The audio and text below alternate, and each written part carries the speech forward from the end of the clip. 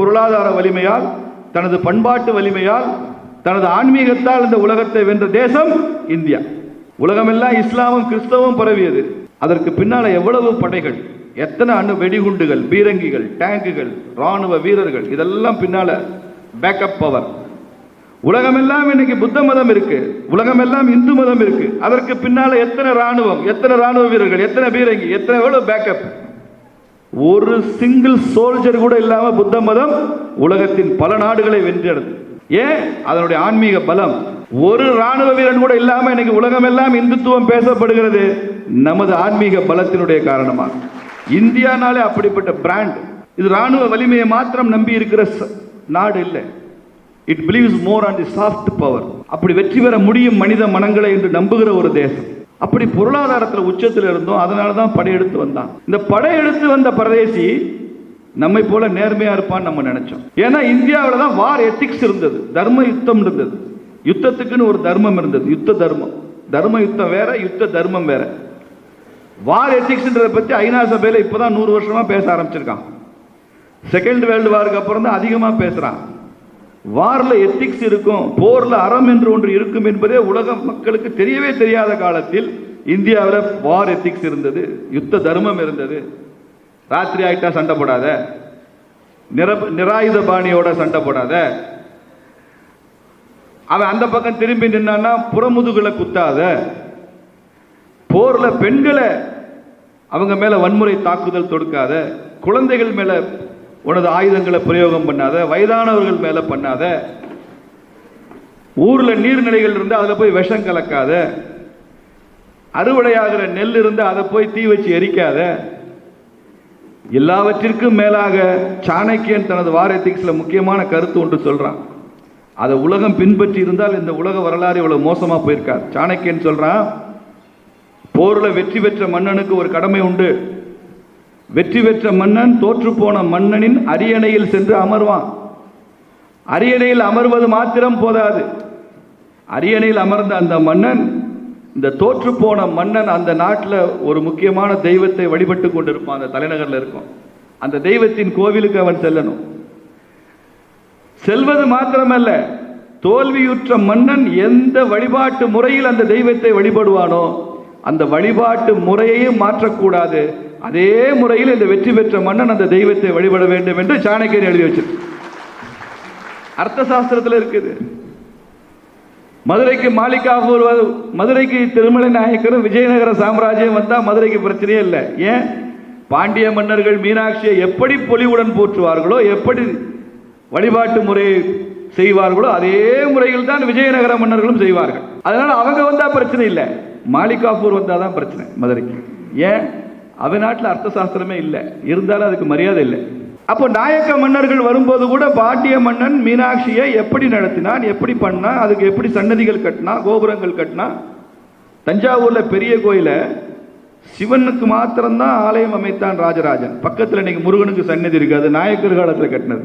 இந்த பக்கம் விநாயகருக்கு சன்னதி இருக்காது, மராத்தா கிங்டம் தஞ்சாவூருக்கு வரும்போது கட்டினது. Value addition. இது இடிக்கிற வேலையே இல்லை, அடிஷனல் வேலை தான். வித்தியாசம் புரியுதா இல்லையா உங்களுக்கு? எந்த நாட்டிற்கு போனாலும் இன்னொரு மனிதத்தை, இன்னொரு மதத்தை, இது நம்ம இந்து ராஜாக்களுக்கு தெரியவே இல்லை. படையெடுத்து வந்து போராட போராட என்ன நினைச்சிட்டான்? ராஜபுத்திரர்களும் ஜாட்டுகளும் இவங்கெல்லாம் என்ன நினைச்சாங்க? இன்னொரு மன்னனுடன் போரிடுகிறோம் என்றுதான் நினைச்சாங்க. அதனால அவங்க யுத்த தர்மத்தை எல்லாம் பின்பற்றி யுத்தம் பண்ணாங்க. வரலாற்றில் முதல் முறையாக நமது தேசத்தில் இது இன்னொரு மன்னனுடனான போர் அல்ல, இன்னொரு மதத்துடன் போர் என்று புரிந்து கொண்ட முதல் கிங் சத்ரபதி சிவாஜி. ஓ, இது வேற வழிமுறையில் வருகிறது, இதுக்கு இங்கே அப்ளை ஆகிற வார் ரூல்ஸ்லாம் அங்கே அப்ளை ஆகாது. அதனாலதான் கொரில்லா போர் முறையை முதல்ல பயன்படுத்தியவன் சத்ரபதி சிவாஜி. திடீர்னு அடி சொல்லிட்டு போய் அடிக்கிற, ராத்திரில அடி விரட்டு, ராத்திரி கோட்டைக்குள்ள நுழ, எதிரியை துவம்சம் பண்ண, எதிரியை ஏமாற்று. சைஸ்தகானை எப்படி போய் பார்த்தாரு சிவாஜி? எதிரியை ஏமாற்றி தான் போய் பார்த்தாரு. சைஸ்தகான் பெரிய படையுடன் வருகிறான். எல்லையில் இருக்கிற மராத்தா ஹிந்து சாம்ராஜ்ய வீரர்கள்லாம் கேட்குறாங்க, என்ன செய்யணும்னு. ஒன்றும் பண்ணாது, பேசாமல் கம்முன்று திரும்பி வந்துருங்கிறார் சிவாஜி. சண்டை போடுறதுக்கு அவன் வர்றான், இன்னும் சண்டை போடாதங்கிறார். வந்துட்டாரு. ஏன்னா அவனுடைய படை ரொம்ப பெரிய படை. இவர் ஒரு 500-1000 பேரை வச்சுட்டு உட்காந்துங்கிறாரு. வந்தாச்சு. அவன் வயல்வெளியெல்லாம் எரிக்கிறான். என்ன பண்ணன்னு கேட்குறாங்க, ஒன்றும் பண்ணாது. கோவில்லாம் இடிக்கிறான், என்ன பண்ணணும்னு கேட்குறாங்க, ஒன்றும் பண்ணாது. இப்போ இவங்களுக்கே கோவம் வருது, இது என்னடா இந்து சாம்ராஜ்யத்தை நிறுவிட்டேன்னு சொல்லி கோயிலை இடிக்கிறான், ஒன்றும் பண்ணாதேங்கிறாரு சிவாஜி. திரும்ப இவன் தூது அனுப்புகிறான், சைஸ்டகானுடன் சிவாஜி பேச விரும்புகிறார், தூது அனுப்புகிறார். தூது அனுப்பிச்சா சைஸ்டகான் பயந்துட்டான். என்னடா இவன் பெரிய வீரேன்னு சொல்லி நம்மளை அனுப்பிச்சாங்க, இவன் ஒரு சுண்டக்காயா இருக்கானே, இவ்வளவு பயந்தாங்குழியா இருக்கான், நமக்கு தூது அனுப்புகிறான், இன்னும் ஏளனமாக இருக்கிறான். சிவாஜி பயப்படுகிறான் என்கிற செய்தியை சைஸ்டகானுக்கு கொடுத்துட்டே இருக்கான். கூடாரத்துக்குள்ள போறாங்க. நிபந்தனை என்ன, சிவாஜி எந்த வாளுடன் எந்த ஆயுதத்துடன் உள்ள வரக்கூடாது. செக் பண்றான். மெட்டல் டிடெக்டர்லாம் அப்போ இல்லை, கையை வச்சு தான் செக் பண்றான். கத்தியோ குருவாளோ எதுவுமே இல்லை. உள்ள விட்டான். சைஸ்டகான் 7-8 அடி உயரம், சிவாஜி 5 அடி தான் உயரம். நரசிம்ம அவதாரமாக மாறி தான் கொண்டு வந்திருந்த புலி நகத்தை உடனடியாக விரல்களிலே மாட்டி சைஸ்டகான் வயிற்றையே கிழிச்சு குடலை வெளியில் எடுத்து, அதற்குள்ள சிவாஜி கூட போன தளபதி அங்கே இருந்தவனுடைய வாளையை எடுத்து 10-15 பேரை ஒரு நிமிடத்தில் வெட்டி எறிஞ்சு வெளியில போய் சைஸ்டகான் செத்து போனான்னு சொன்ன உடனே 1,00,000 பேரை கொண்ட அந்த இஸ்லாமிய படை தெரித்து ஓடியது 2 பேரை பார்த்து. இதையும் வரலாற்றில் சொல்லுங்க, சிவாஜி வரலாற்று. இதுதான் ஸ்ட்ராட்டஜி, இதுதான் வியூகம். கிருஷ்ண பரமாத்மாக்கே ஒரு பேர் இருக்கு, ரணச்சோடு தாஸ் அப்படின்னு ஒரு பேர் இருக்கு. அது என்ன ரணச்சோடு தாஸ்னா, போரில் தோற்று ஓடியவனேன்னு அர்த்தம். கிருஷ்ண பரமாத்மா அவர் பயந்துகிட்டு அச்சப்பட்டு ஓடல, உன்னை தொலைச்சு கட்டுறதுக்காக ஓடுறேன்னு ஓடினவர். விரட்டி வருவே இல்லை, பார்க்கலாம். அப்படிப்பட்ட வியூகங்களை அமைத்து வெற்றி பெற்றிருக்கிறார். இந்த உலகத்தை ஜெயிக்கிற வியூகம் எல்லாம் இந்த நாட்டில் இருந்திருக்கு. இன்னைக்கு மோடி அவர்கள் இந்தியாவின் பிரதமராக இருந்து கொண்டு இந்த தேசத்தை வழிநடத்துவதற்கு என்னவெல்லாம் செய்து கொண்டிருக்கிறார் பாரு. ஐரோப்பிய நாடுகள் வரிசையை அணிவகுத்து வந்து படையெடுத்து இந்த நாட்டில் கொள்ளையடிச்சுட்டு போயிருக்காங்க. டச்சுக்காரன் வந்தான், போர்ச்சுக்காரன் வந்தான், பிரெஞ்சுக்காரன் வந்தான், கடைசியா இங்கிலீஷ்காரன் வந்தான். உலகத்தின் ஒவ்வொரு போக்கிரியும் அயோக்கியனும் திருடனும் இந்தியாவிற்கு கடல் வழி கண்டுபிடிக்க வேண்டும் என்று நினைச்சிருக்கிறார். கொலம்பஸுக்கு என்னங்க பெரிய அக்கறை, அமெரிக்காவை கண்டுபிடிக்கணும்னு, இந்தியா கண்டுபிடிக்கணும், கடல் வழி கண்டுபிடிக்கணும் தானே போய் முட்டி மோதி அமெரிக்காவுக்கு போனா. வாஸ்கோட காமாக்கு என்ன இந்தியா மேல அவ்வளவு காதல், மார்க்கோ போலோக்கு என்ன அப்படி ஒரு அக்கறை இந்தியா மேல. இந்த நாட்டோட செல்வ செழிப்பு, இதையெல்லாம் அள்ளி சென்று விட வேண்டும் என்கிற நினைப்பு. இந்த மெர்கன்டைல் லான்னு ஒன்று படிப்பான் காமர்ஸ் ஸ்டூடெண்ட்லாம். இந்த மெர்கன்டைல் லாக்கு மூலம்னு ஒன்று இருக்கு, ஆரிஜின். அது என்ன தெரியுமா உங்களுக்கு? ஐரோப்பிய நாகரிகமே சீ பைரேட் கல்ச்சர், கடல் கொள்ளையர்களுடைய கலாச்சாரம் தான் ஐரோப்பிய கலாச்சாரம். அந்த ஐரோப்பிய நாடுகள் மேற்கத்திய கடல் முழுக்க கொள்ளையடிப்பாங்க. அவர்களுக்குள்ள பெரிய பிரச்சனை வரும், யார் போய் கொள்ளையடிப்பது, எவ்வளவு பணத்தை யார் எடுப்பதுன்னு. அப்பதான் அப்ப இருந்த போப் தலையிடுறார். போப் தலையிட்டு போர்ச்சுகல்காரன் இந்த ஏரியாலாம் கொள்ளையடி, ஜெர்மனிக்காரன் இந்த ஏரியாவில் கொள்ளையடி, இப்படி கொள்ளையடிக்கிறதுக்கு லைசன்ஸ் கொடுத்து வந்ததுதான் இந்த மெர்கன்டைல் லா. தெரியாது இது பல பேருக்கு. ஐரோப்பிய கலாச்சாரமே சீ பைரேட் கலாச்சாரம், கடற்கொள்ளை கலாச்சாரம். அதற்கு மாற்றாக சத்ரபதி சிவாஜி வம்சத்தில் இன்னொரு கடற்கொள்ளையன் உருவான, அவன் பேர் கனோஜி ஆங்கரேன்னு பேரு. அந்த கனோஜி ஆங்கரே மராத்தாவினுடைய கடல் படை வலிமையை உச்சத்தில் வைத்திருந்த கொள்ளையனவன். ஆனால் அவன் இருக்கும் வரை ஒரு ஐரோப்பிய கொள்ளையனும் அரபிக்கடல் வளாகத்தில் நுழைய முடியாமல் செய்திருந்தவன் அந்த கனோஜி ஆங்கரே. இன்னைக்கு இந்தியன் நேவில கனோஜி ஆங்கரே பேர்ல இந்தியன் வார்ஷிப் இருக்கு, இந்தியன் INS கனோஜி ஆங்கரே அப்படின்ற பேர்ல இருக்கு. ஆனால் அவன் கொள்ளையன், தேசபக்தி உள்ள கொள்ளையன். ஐரோப்பிய கப்பல்களை மாத்திரமே கொள்ளையடிப்பேன் என்று உறுதிமொழி எடுத்து சத்தியம் எடுத்துக் கொண்ட கொள்ளையன். அவனை பத்மநாஜன் இந்த லிஸ்ட்ல சேர்ப்பாரான்னு தெரியல, நல்லூர் சங்கமத்தில் சேர்த்துருவார். ஏன்னா ஜி ரொம்ப நல்லவர், அதனால சொல்றேன். அப்படிப்பட்ட ஒரு எழுச்சி இந்த தேசத்தில் உருவாகுது, சாதாரணமா இல்லை. ஆங்கிலத்தில் ஒரு வார்த்தை இருக்கு, லூட்டுன்னு. லூட்டுனா கொள்ளையடிச்சு போறது. இந்த லூட்டுன்ற வார்த்தையை ஹிந்தி வார்த்தை, இங்கிலீஷ் வார்த்தை கிடையாது. நான் பல கல்லூரி மாணவர்களுக்கு சொல்லுவேன், the Europeans they looted everything from this country including the word loot.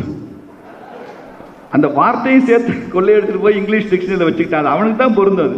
உலகம் எல்லாம் கொள்ளையடிச்ச ஒரு நாகரிகம்.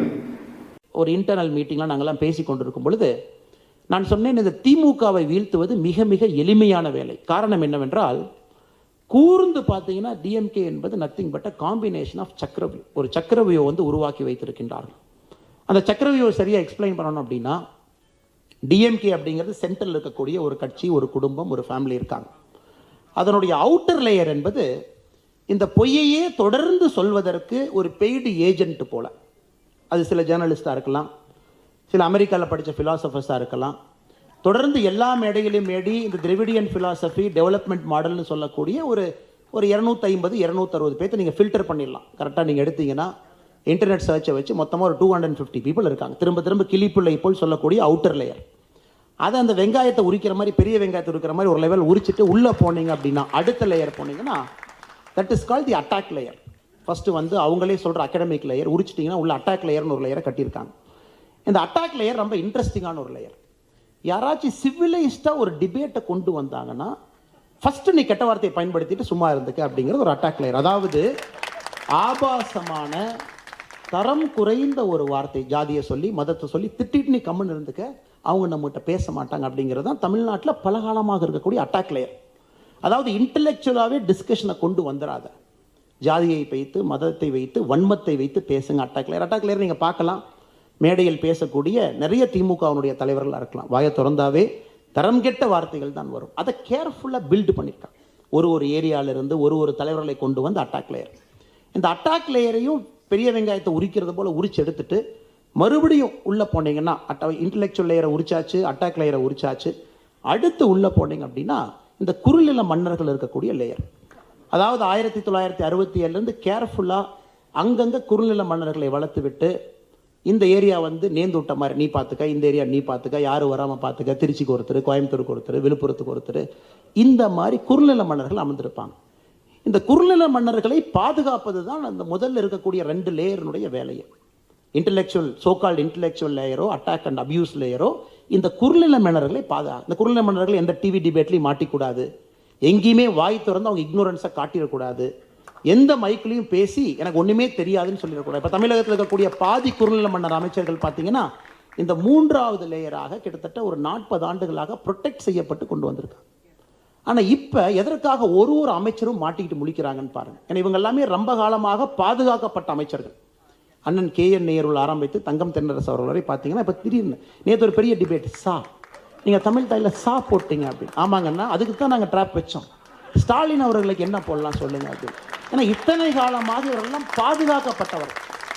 இப்போ இந்த சோஷியல் மீடியா வந்து ஒரு right wing ecosystem build ஆகி குறிப்பாக இங்கே இருக்கக்கூடிய தலைவர்கள் எழுத்து மூலமாக நீங்கள் அடிக்க ஆரம்பிச்சனே முதல் 2 லேயர் உரிச்சு எடுத்தாச்சு. இப்போ 3வது லேயர் எக்ஸ்போஸ் ஆகுது. இந்த திராவிட மாயை பார்த்தீங்கன்னா ரொம்ப பியூட்டிஃபுல்லாக இந்த சக்கரவியூ கான்செப்டை சொல்லாமல் சொல்லியிருப்பார். அவங்க எல்லாம் எக்ஸ்போஸ் ஆகிறாங்க. இன்டலெக்சுவல் பேங்க்ரப்சி, எந்த விஷயத்தையும் எங்கேயும் பேச முடியாத ஒரு சூழ்நிலை. எங்கே போய் ஒரு 4 பேர் ஆங்கிலத்தில் பேசினா கூட திரும்ப பேச முடியாது. இவ்வளோ பேசுகிறாங்க. எந்த ஒரு IAS அதிகாரிகளோ IPS அதிகாரிகளோ நீங்கள் டெல்லி போய் தமிழ்நாட்டுக்கு கொண்டு வாங்கிட்டு வாங்கினா தமிழகத்தில் இருக்கக்கூடிய 90% அமைச்சர்கள் இங்கே நம்ம ஃப்ளைட்டை ஏற்றி விட்டால் ஏறுவாங்களே தவிர சொந்தமாக ஏறக்கூட முடியாத நிலைமையில தான் இருக்காங்க. ஏன்னா ஆங்கிலத்தில் படித்து பேசி ஏறணும். டெல்லியில் போய் இறங்கினதுக்கப்புறம் அஃபீஷியல் கார் வந்து ஏறி போயிடுறாங்க. அங்கேயும் பார்த்தீங்கன்னா ஒரு டிரைவர்கிட்ட ஹிந்தியில் பேசி தம்பி நார்த் பிளாக் இங்கே கூட்டிகிட்டு போப்பான். அதனால் அவங்களுடைய அலுவலகத்தில் இருக்கக்கூடிய அதிகாரிகளை எடுத்து விட்டு நீங்களாக தனியாக டெல்லி சென்று தமிழகத்திற்கு ₹1 வாங்கிட்டு வாங்கன்னா 90% அமைச்சர்கள்னால் முடியாது. 3rd layer. ஒருவேளை அந்த 3rd லேயரை நம்ம உரிச்சு பிதுக்கி எடுத்துட்டு பெரிய வெங்காயம் மாதிரி 4th லேயருக்குள்ளே போனீங்க அப்படின்னா அதற்குள்ளே அந்த குடும்பம் ஒளிந்து கொண்டு இருக்கிறது. ஏன்னா அந்த குடும்பத்தை பாதுகாப்பது இந்த குறுநில மன்னர்களுடைய வேலை. குடும்பம் அங்கங்கே. இந்த குடும்பம் பார்த்தீங்கன்னா இந்த திராவிடியன் மாயை ஃபிலாசபிக்கு தினமும் கூட ஒரு வாழுகின்ற உதாரணமாக இருக்கின்றார்கள். குறிப்பாக நம்முடைய முன்னாள் முதலமைச்சர் திரு கருணாநிதி அவர்களுடைய குடும்பத்தை எடுத்துக்கிட்டிங்கன்னா, நான் கர்நாடகாவில் இருக்கும் பொழுது அவங்களுடைய ஃபார்ம் ஹவுஸ் ஒரு பக்கம் இருக்கும், ஒரு மகளுடைய ஃபார்ம் ஹவுஸ், ஒரு பெரிய 2 வீலர் ஷோரூம் வந்து பெங்களூரில் பாதி வச்சுருப்பாங்க. இதெல்லாம் காவேரி பிரச்சனை வரும்போது யோசிப்பேன் எப்படி இதை ஹேண்டில் பண்ணுவாங்க அப்படின்னு. இது பேசுகிறதுக்குள்ள 2 பஸ் எரிச்சிடுவாங்க.